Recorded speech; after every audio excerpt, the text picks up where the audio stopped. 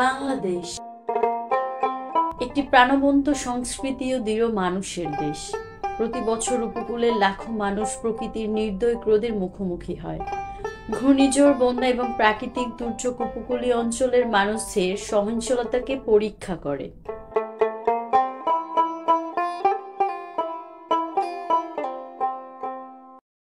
বন্যায় আমাদের সবকিছুই লয়ে গেছে, ঘর বাড়ি ক্ষেত, আর আমার মারও লয়ে গেছে।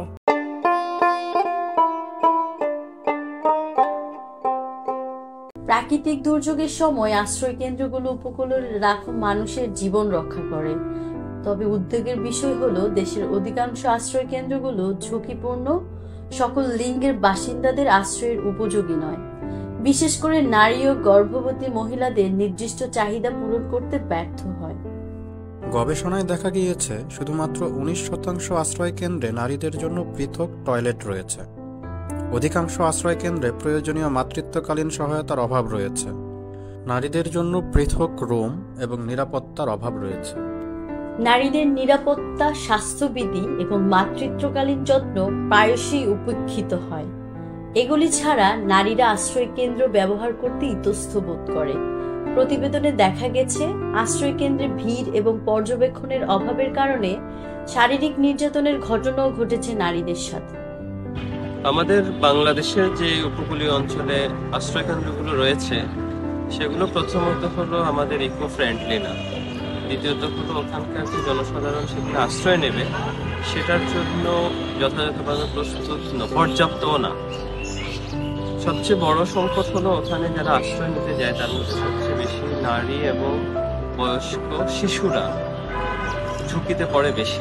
কারণ ওই স্ট্রাকচারগুলো এমনভাবে তৈরি করা হয় নাই যে শিশু বান্ধব, নারী বান্ধব, বয়স্ক বান্ধব, এর বাইরে আরো বিশেষ চাহিদা সম্পন্ন যে মানুষজন আছে তাদের জন্য আসলে আমাদের যে আশ্রয় কেন্দ্রগুলো আছে সেগুলো প্রস্তুত করা হয় না। প্রাকৃতিক দুর্যোগের সময় আশ্রয় কেন্দ্রগুলিতে নারী নিরাপত্তা নিশ্চিত করতে হলে ব্যক্তিগত, সাংগঠনিক এবং জাতীয় পর্যায়ে সকলের সচেতনতা এবং অংশগ্রহণ প্রয়োজন। সংকট সমাধানে বেশ কিছু পদক্ষেপ গ্রহণ করা যেতে পারে। নারীদের জন্য পৃথক টয়লেট এবং পৃথক রুম নিশ্চিত করা, আশ্রয় কেন্দ্রে উপস্থিত মহিলা ডাক্তার, প্রশিক্ষিত কর্মী এবং নিরাপত্তা নিশ্চিত করা, মাতৃত্বকালীন কিট মজুত রাখা এবং মৌলিক স্বাস্থ্যবিধি সুবিধা নিশ্চিত করা, শারীরিক নির্যাতন প্রতিরোধে নিরাপত্তা কর্মী নিয়োগ করা।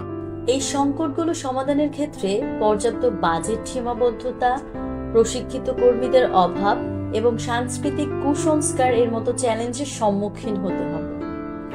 পর্যাপ্ত প্রশিক্ষণ এবং নিরাপত্তা ও স্বাস্থ্য ব্যবস্থার জন্য তহবিল বরাদ্দ করা অনেক গুরুত্বপূর্ণ, কিন্তু এরই সাথে কমিউনিটির মানসিকতা পরিবর্তন করাও সমান গুরুত্বপূর্ণ।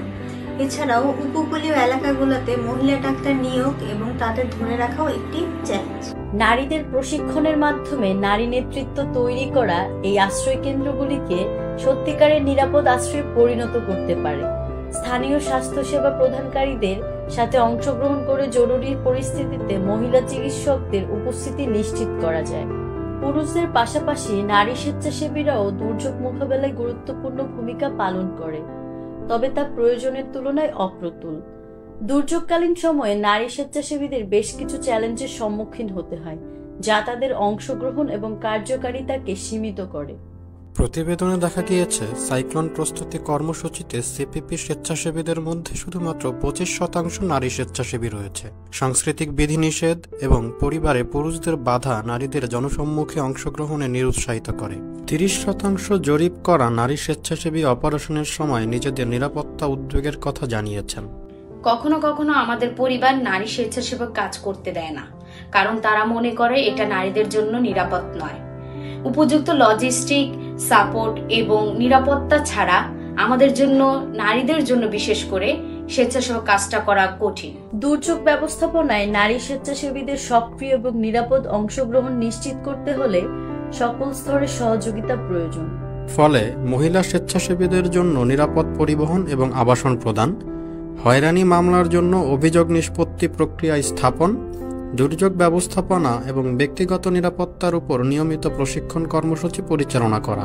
সাংস্কৃতিক ও পারিবারিক বাধাগুলো ভাঙতে আমরা দীর্ঘমেয়াদী এবং উদ্ভাবনী কিছু পদক্ষেপ গ্রহণ করতে পারি।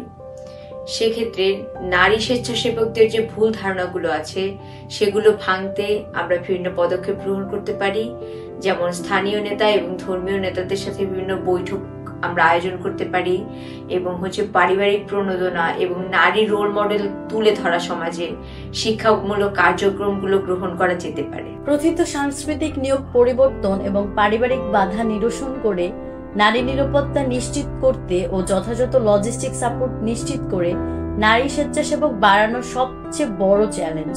দুর্যোগকালীন সময়ে ভলান্টিয়ারিং সার্ভিসের জন্য যে অংশগ্রহণ, সেখানে আমরা দেখতে পাচ্ছি যে নারীদের অংশগ্রহণ খুবই কম।